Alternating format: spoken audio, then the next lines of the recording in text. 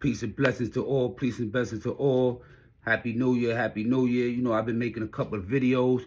I don't know why y'all couldn't really see the videos. It ain't really get no views. I don't know what's going on. So I'm going to just take those down, put those back up. But as you see, this video is about my brother, my comrade, you know what I'm saying, L Brim. Tell you a little story before we get to the intro, right? I was in a Beacon Bing. This was around, I want to say 1998, 1999. I'm in the Beacon Bing. Me, Nicky Nails, Mikey B. There's a few of us in there. I don't remember exactly who was there at the time, but I'm in the Beacon Bing. So anybody know about the Beacon Bing? When you going, you know, that's the box on Rikers Island in the Beacon. So when I was going to Lower Library, so when you go to Lower Library, you know, you go in the cages, in the cells, you know, in a room full of cages, but it's the window, you behind the librarian, so you can get all your Lower Library books and everything, right? So one of the days, you know, we all in the Lower Library, you know, everywhere we go, we gotta, you know, walk shackled with the mittens on, the belts on, the shackles on our feet, whatever. So one day we go in the Lower Library, and you know, a couple of homies like, yo, we want to talk to you. You know, that's also where we was able to go, you know, meet with the homies and stuff like that. So they're like, yo, Mel, we want to talk to you, big bro. I'm like, all right, cool, I'm on my way to the Lower Library now. Police take all my shackles off. I go in the cage, lock me in the cage, you know, get my supplies or whatever, you know, in the Lower Library. And I'm starting, you know, writing kites back and forth. So L Brim was like, yo, you know, my name is such and such, big bro. Nice to meet you. You know what I'm saying? You know, anybody will tell you I'm super official. You know what I'm saying? You know, I holds it down, whatever. He was like, yo, I was like, yo, I did hear about you. You know what I'm saying? I did hear about you. It was good though, bro. He was like, nah, you know, I want you to bring me home the right way. So I'm like, yo, what's going on? You know what I'm saying? What's happening? He like, nah, the nigga that brought me home ain't right. I'm like, so who the nigga that brought you home? He was like, Main Brim. I had to take a little second back and think about that because, you know, not for nothing, you know what I'm saying, you know, at that time, Main Brim along with Hersham, you know, they going at it with the police, you know what I'm saying, and Joker, they been going at it with the police, you know what I'm saying, they going at it with whoever, you know what I'm saying, you know, there's a couple of times, you know, he did some things I had to follow up with. So, but, you know, as we know, you know what I'm saying, everybody, you know what I'm saying, tell them run their mouth no matter how tough he was or how soft he was. So I was just kind of surprised for a little minute and everything. And I told him, all right, so we're going to take care of that.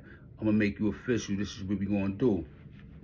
It was a guy in there that had to get, you know what I'm saying, taken care of the little situation. You know what I'm saying? So I told La about that.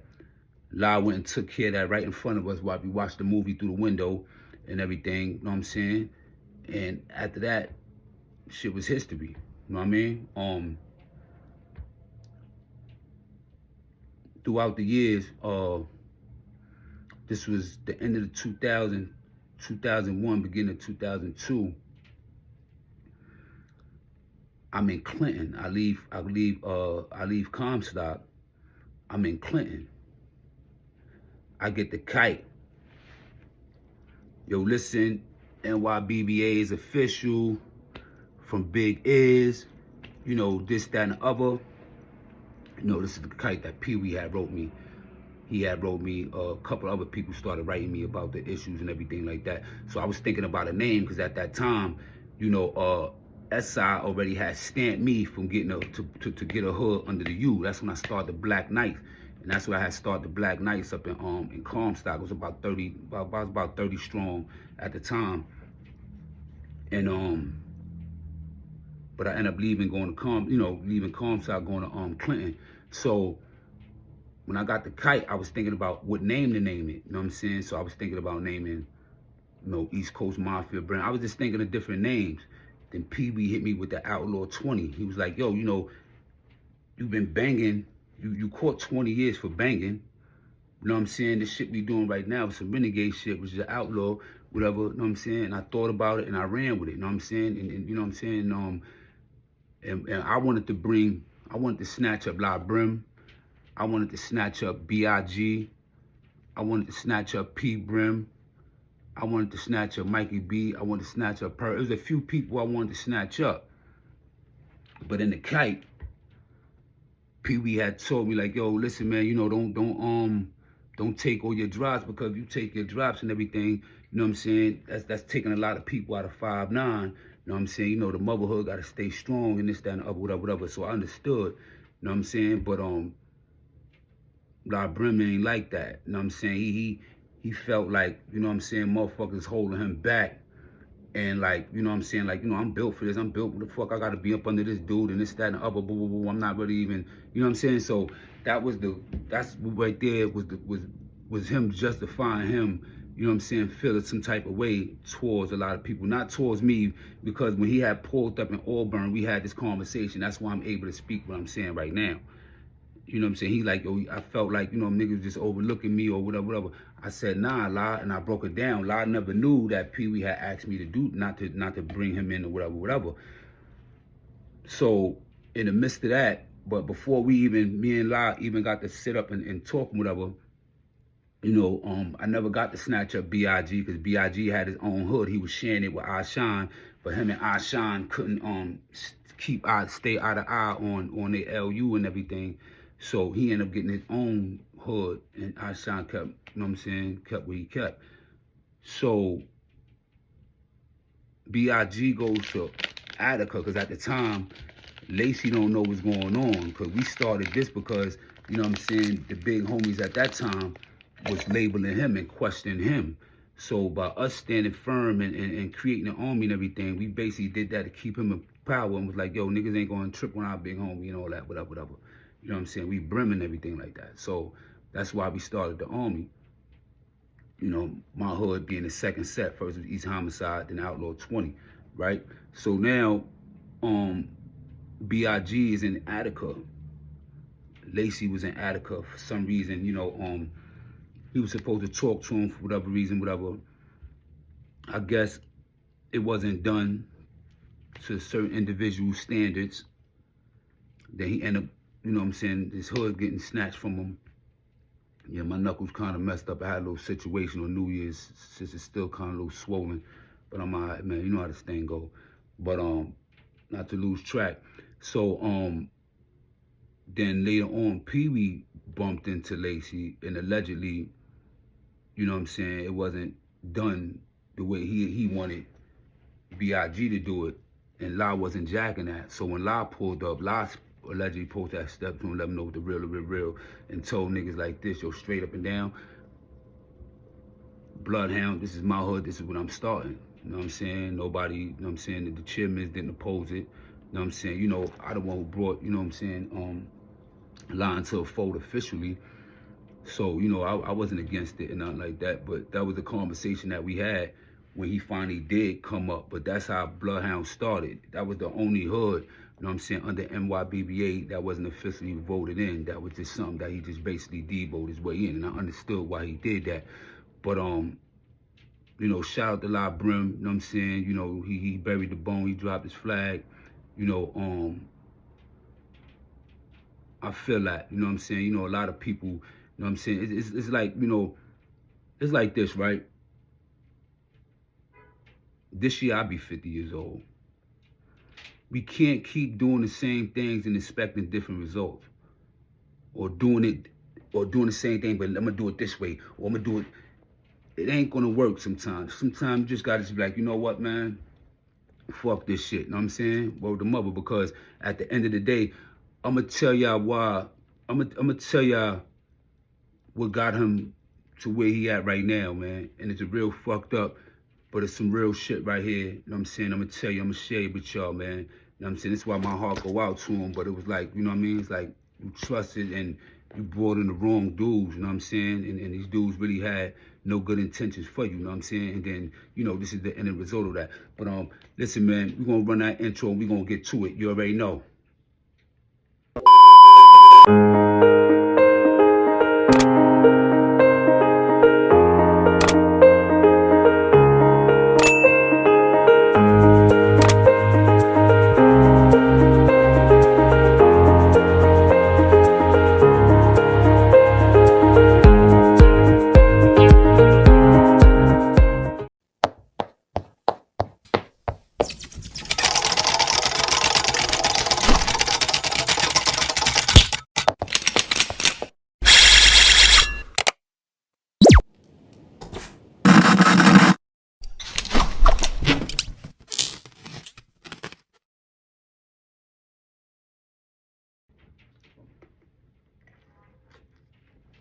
Thanks for tuning in to Kross TV Network. You know that's Kross with a K.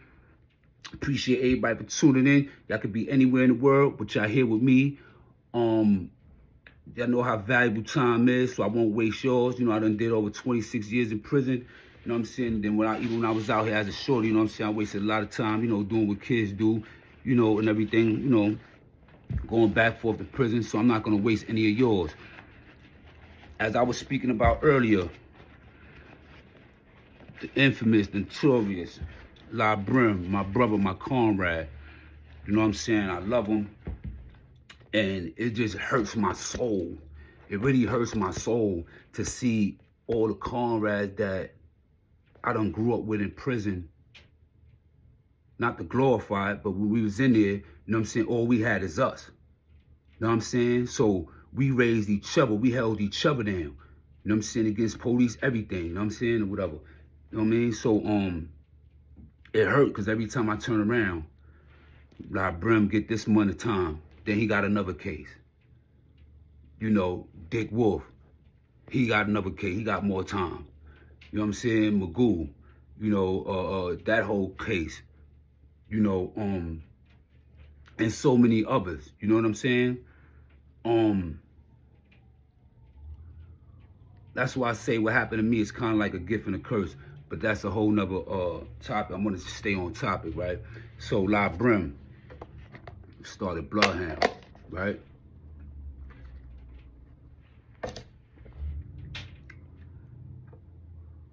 It was a guy,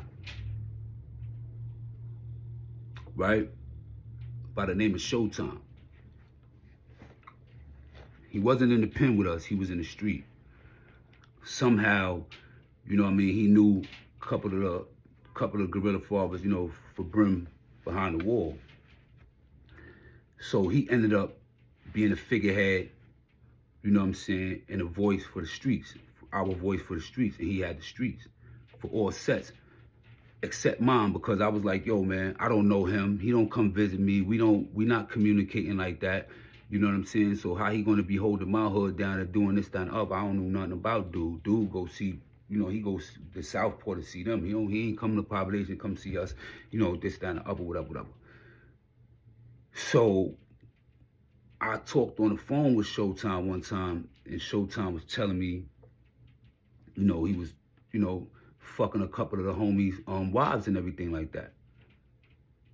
You know what I'm saying? So I barked on Showtime, banged it on him, hung up the phone, caught the powwow, and let the homies know what was going on, what I just heard from the dude Showtime. Dudes, you know, politicked about it. They said what they said. But everybody was still fucking with Showtime. You know, Showtime come bring the bag. He take niggas on visits, probably get, you know, niggas chicks and everything like that. So dude swept that under the rug. That was Pee Wee Man. So one day, Showtime started pumping, you know,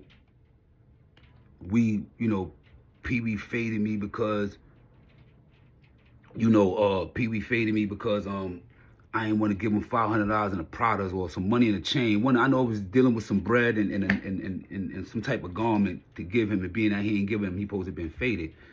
Now, mind you, La always had animosity towards we because we never let him like spread his wings and everything all the way into the point where he just, you know, took, you know, Bloodhound or whatever, right? So what he did was, instead of getting in contact with we and, you know what I'm saying, putting Showtime on hold, whatever, to spite we, he brought Showtime on board, made him hound. Right? I don't know, maybe about a year or so go by, Showtime come to see L in Southport visit. He go see L Brim. But what he had to tell L Brim, he wasn't expecting, which was the ultimate betrayal. He came to tell L Brim that he got his wife pregnant and she about to have his baby. So I know how that could drive a man. You know what I'm saying? This is the dude when I know in live mind, he like, yo, man, this dude just try to fade you. I brought you in, put you in power, gave you a situation, and this how you betray me. I could just only imagine what was going through La's head, whatever. You know, La quickly, you know, dismissed Shorty, end up getting another wife, you know what I'm saying, another little Shorty, you know what I'm saying? I'm not going to put all this business out there and say who the Shorty is and everything like that. I'm not even going to do all that. But later on down the line, when L Brim came home, remember, Showtime had the street. L Brim been locked up for like 9, 10 years or something like that. So Show been in the streets and Show been recruiting, and all these dudes that is out there around Show, even though they under L Brim situation and they hand, they are loyal to Showtime. So believe it or not, you know what I'm saying? When La was out here and all them that shit was going on, when he caught that case up in the chicken place and all that, whatever, dudes was out there trying to kill La, B. La was out here surviving, bro. La was out here surviving. The dudes that was trying to kill him was people that was associated with Showtime. You know what I'm saying? And if La didn't have to bang out and do what he had to do and stand tall, they would have took his hood from him. There'd have been bloodhounds, whatever, and just violating him and just been, you know what I'm saying? So it was like, damn if you did, damn if you don't. But you know what? He made his bet. He embraced dude. You know what I'm saying? So in effect, and you know what the crazy shit about the whole situation is, when the feds locked everybody up, they locked Showtime up as co-defendants. All of them is co-defendants in that jail, in them cases. But they was out here beefing, so they got caught up with, charged with the beefing that they beefed with, and charged with the stuff that they did together. So they co-defendants in that whole shit.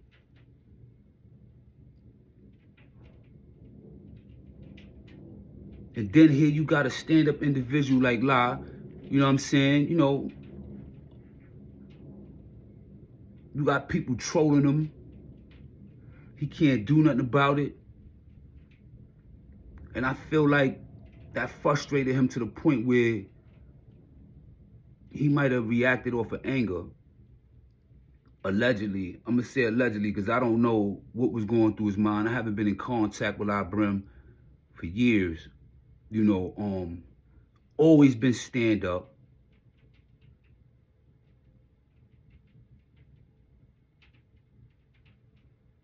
I was just upset with L Brim one time when he caught that Fed case and Measy took the stand and was talking about me and Outlaw 20 Brims inside L Brim case.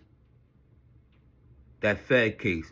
Because that Fed case could have brought me down. Based on something that didn't even have nothing to do with me. And the video and everything is on YouTube. It's on Kross TV. I don't know if that channel's still up. On Kross TV. You know what I'm saying? But, yeah, man. This right here is just a tragic tale, man, of a person, of a stand-up dude, you know what I'm saying, that is eager. He won his stripes. He's doing the right thing, doing what he's doing. But he couldn't let go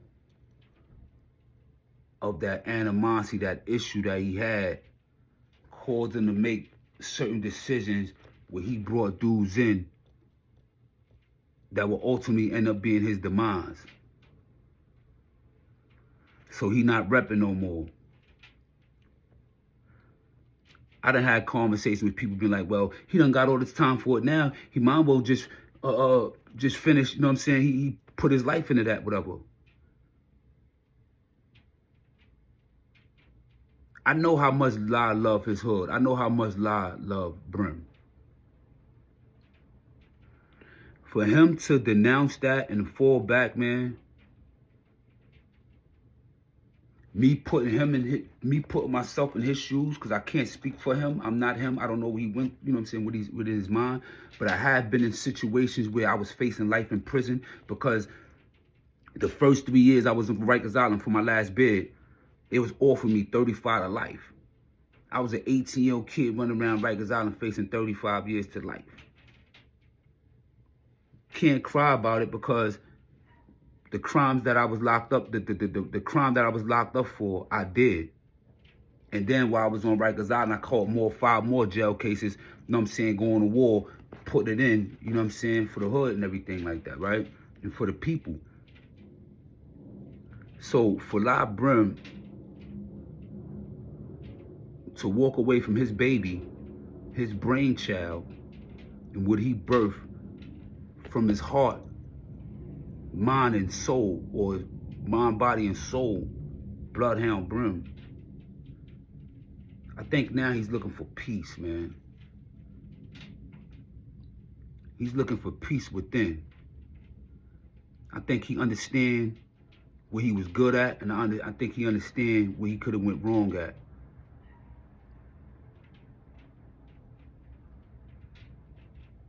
He got the rest of his life in the war. And a lot of people, prior to him coming home, prior to me coming home, left and was with a lot of comrades that ain't never coming home. So as I look at what happened with Dick Wolf, as I look at what happened with La, these people are comrades of mine. And I'm just looking at all these people that's catching new bids in life. It just really hurt my soul, man. But I want to tell you, L Brim, man, I hope you find peace, man. I really hope you find peace. I hope it was a way that I can really sit, you know, and chop it up with you one good time or something like that, man. You know what I'm saying? But you watch this, you see this, man. You know, I love you, man. You know, I'm proud of the accomplishments you did. You know what I'm saying? I know, you know, what everything happened to what you wanted to be is 2 different things. And I know you made a lot of mistakes, like all of us. We made a lot of mistakes, made a lot of enemies and everything also, and that comes with it. You know what I'm saying? But I just want you to know, King, you know what I'm saying? I love you, man. Keep your head up, bro. You know what I'm saying? It ain't really much I can tell you about in there and what to do in there, because you know what to do. You've been in there. Like, we've been in there together, so I know how you move and I know how you is. You know what I'm saying? I just want to say, man, may God bless you on your journey, man. You know, that's your journey. Fuck what anybody else is saying to you. Fuck all that, bro. Find peace within yourself, bro. Find peace, bro. And this is why I be telling a lot of these kids, man, a lot of these youth, man, only thing that's going to come from gangs, bro, is death, prison, drama. You know that saying? I could do all bad about myself. Why the fuck I'm going to be stressing myself? I'm an OG and I'm stressing myself on because of grown men don't know how to live and live a grown life. How grown men don't know how to make grown decisions. You know what I'm saying? Because you did this, I got to be worried about this, and I got to run around here and shoot this, and then I'm going to get locked up. I'm all over camera, this, that, and the other. Ain't nobody going to do shit for me or take care of me. And the minute I demote you or I check you about something, you know what I'm saying, you're going to hold a grudge. And later on, you'll become my enemy. This is something that I've been seeing repeatedly throughout my whole gang-banging career. It's all I see. And since I've been home, I came home 2016. 2016 summer alone, over 200 gang members got arrested in the Bronx alone. Alone. And that's been going on every year. The only thing that's getting locked up, our kids and the Latino kids. That's it. When I say this, I'm saying us and Latino, B. You know what I mean? Damn, man. I wish you nothing but the best, love. I'm not even going to drag this out, King, man. Salute. Thanks for tuning in to Kross TV Network. That's Kross with a K. Like I said, I've been dropping videos. I don't know why my videos is not showing up. I don't see what's going on with this, but I'm going to put this video up. We're going to check how this is. We're going to get to that, man. Salute. One, you already know. The real is back. We ain't going nowhere.